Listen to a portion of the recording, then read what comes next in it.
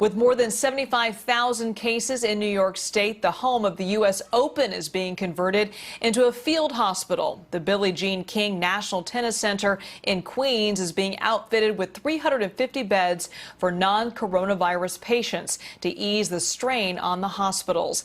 CBS reporter Elise Preston is at the epicenter of the outbreak, and she joins us live from Central Park. Elise?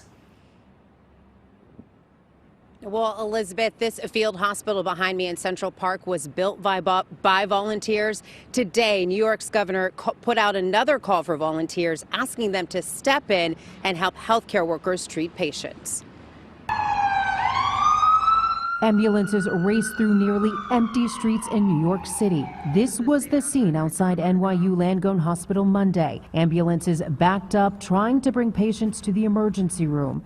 Governor Andrew Cuomo says the apex of the crisis is yet to come. We have been behind it from day one since it got here, and we've been playing catch up. In Queens, people did their best to socially distance in laundromats and grocery stores blocks away from Elmhurst Hospital, which is filled with COVID-19 patients. We're just going out when we have to do anything, go to the supermarket, make sure that our clothes are sanitized, and just making sure everybody has gloves and masks. In Manhattan's iconic Central Park, a field hospital is now ready to receive coronavirus patients. 10 of those beds are ICU beds here in this tent right behind us.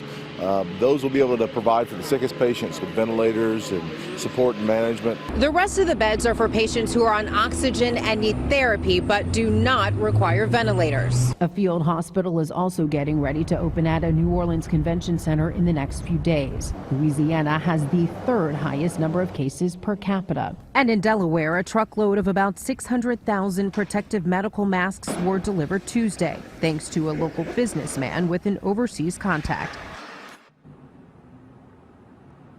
Now, right now, the majority of the country remains under stay-at-home orders. The newest orders, like in states in Arizona, those will take effect tonight as businesses close. Liz? Elise, there's also some concern about the sailors on board the USS Roosevelt. It's currently located in Guam. What can you tell us about those on board? Well, we do know that some of the sailors on board that ship have tested positive for coronavirus. Leaders aboard that ship are asking that those who have not tested positive be allowed to disembark to mitigate the spread there. The Navy says it's working on a solution. Meanwhile, the ship is continuously being cleaned. Elizabeth? Elise Preston live for us in New York City. Thank you, Elise, and stay safe.